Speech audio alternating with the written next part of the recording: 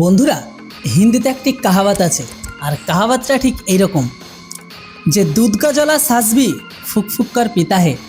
আর এর বাংলা মানে এটাই যে দুধের পড়া মুখ দই দেখলেও ভয় পায়।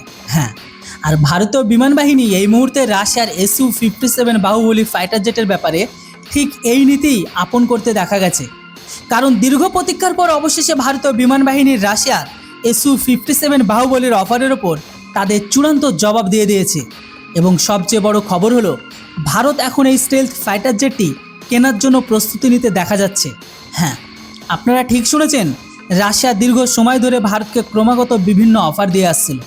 কখনো হাইপারসনিক মিসাইল টেকনোলজি লোভ, কখনো উন্নত অস্ত্রের কথা, আবার কখনো যৌথ উৎপাদন মানে কো প্রোডাকশনের প্রস্তাব। রাশিয়া আপ্রাণ চেষ্টা করেছিল যাতে যে কোনো উপায়ে ভারত তাদের SU-57 বাহুবলী ডিলের জন্য রাজি হয়ে যায়। অন্যদিকে ভারতীয় বিমান বাহিনী এই পুরো অফারটি খুব সতর্কতার সাথে মূল্যায়ন করেছে, মানে ইভ্যালুয়েট। এখন শুধু প্রশ্ন এটাই ছিল না যে SU-57 কতটা আধুনিক, প্রশ্ন ছিল যে এটি যে রাশিয়া কি সত্যি সেই কোয়ালিটি দিতে পারবে যা তারা ভারতীয় বিমান বাহিনীর প্রয়োজন। এমনকি এখন অবশেষে এর উত্তর সামনেও এসে গেছে। ভারতীয় বিমান বাহিনী ইঙ্গিত দিয়েছে যে তারা বর্তমানে SU-57E ভ্যারিয়েন্টটি কেনার জন্য প্রস্তুত। অর্থাৎ ভারত এখন 2-3 বছর পর আসতে চলা কোনো নতুন সংস্করণের জন্য অপেক্ষা করবে না। কিন্তু এখানেই সবচেয়ে বড় মোড় আসে। কারণ দেখুন, ভারত রাশিয়ার সামনে কিছু অত্যন্ত গুরুত্বপূর্ণ শর্ত রেখে দিয়েছে। এমন কিছু শর্ত যা পরিষ্কারভাবে বলে, এমনকি দেখায় যে ভারতীয় বিমান বাহিনী এখন আর পুঙ্খানুপুঙ্খ তদন্ত ছাড়া কোনো সিদ্ধান্তই নেবে না। তবে সবচেয়ে প্রথম শর্ত হলো এখন ভারতীয় পাইলটরা নিজেই SU-57 বাহুবলী ওড়াবেন। হ্যাঁ, ইন্ডিয়ান এয়ারফোর্স পরিষ্কার করে দিয়েছে যে কেনার আগে ভারতীয় টেস্ট পাইলটরা অবশ্যই এই ফাইটার জেটে টেস্ট ফ্লাই করবেন। কেবল কাগজে লেখা বৈশিষ্ট্য দেখে ভারত কখনোই আর সিদ্ধান্ত নেবে না। ভারতীয় পাইলটরা নিজেই এর সক্ষমতা, হ্যান্ডেলিং, সেন্সর, এমনকি এয়ার কম্বাট পারফরম্যান্স খতিয়ে দেখবেন। আর দ্বিতীয় শর্তটি তার চেয়েও বড়। ভারত রাশিয়াকে পরিষ্কার বলে দিয়েছে যে আমাদের রিসার্চ ল্যাবে তৈরি করা প্রোটোটাইপ দেখানো যাবে না। আমরা কেবল সেই SU-57 দেখতে চাই যা ফ্যাক্টরি প্রোডাকশন পরিবেশ তৈরি। হ্যাঁ, এখন অনেকে হয়তো ভাবছেন যে এতে আবার কি তফাৎ আছে। তো দেখুন, তফাৎটা ঠিক অনেক বড়। রাশিয়ার কাছে বর্তমানে SU-57 রয়েছে, সেগুলোর মধ্যে বেশিরভাগ কিন্তু টেস্টিং প্রোটোটাইপ, অর্থাৎ সেই বিমানগুলো যেগুলো বিজ্ঞানী ও প্রকৌশলী গবেষণা ট্রায়ালের জন্য অত্যন্ত সতর্কতার সাথে তৈরি করেছেন। কিন্তু আসল চ্যালেঞ্জ তখন আসে যখন এই বিমানগুলো বড় পরিসরে ফ্যাক্টরিতে তৈরি করা হয়। কারণ মাস প্রোডাকশনে কোয়ালিটির কন্ট্রোল সবচেয়ে বড় বিষয় হবে, এমনকি সেটাই দাঁড়ায়। এবং এটাই সেই পয়েন্ট যেখানে ভারতীয় বিমান বাহিনী কোনো ঝুঁকি আর নিতেই চায় না। গত কয়েক বছরে রুশ অস্ত্রের সবচেয়ে বেশি সমালোচনা হয়েছে তার কোয়ালিটি এবং মেনটেনেন্স। ভারত নিজেই এর অভিজ্ঞতা লাভ করেছে। ভারতের সেনাবাহিনী ও বিমান বাহিনীর কাছে থাকা অনেক রুশ অস্ত্রের মধ্যে এখন আগের মতো নির্ভরযোগ্যতা দেখা যাচ্ছে না।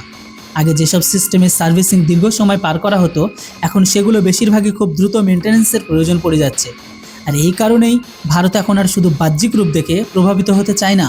ভারতীয় বিমান বাহিনী ভালো করে জানে যে ল্যাবে তৈরি প্রোটোটাইপ এবং ফ্যাক্টরিতে তৈরি প্রোডাকশন মডেল উভয়ের মধ্যে জমিন আকাশ পার্থক্য বা তফাৎ রয়েছে।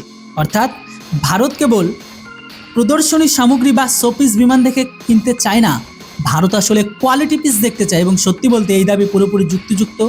কারণ ভারতীয় বিমান বাহিনীর কৌশল সবসময় একটি জিনিসের উপর ভিত্তি করে তৈরি, কোয়ালিটি ওভার কোয়ান্টিটি, অর্থাৎ সংখ্যার চেয়ে গুণের গুরুত্ব সব থেকে বেশি। আর এই কারণে আজও বিশ্বের বহু প্রতিরক্ষা সংস্থা ভারতীয় বিমান বাহিনীকে চীনের চেয়েও বেশি কার্যকর মনে করেন।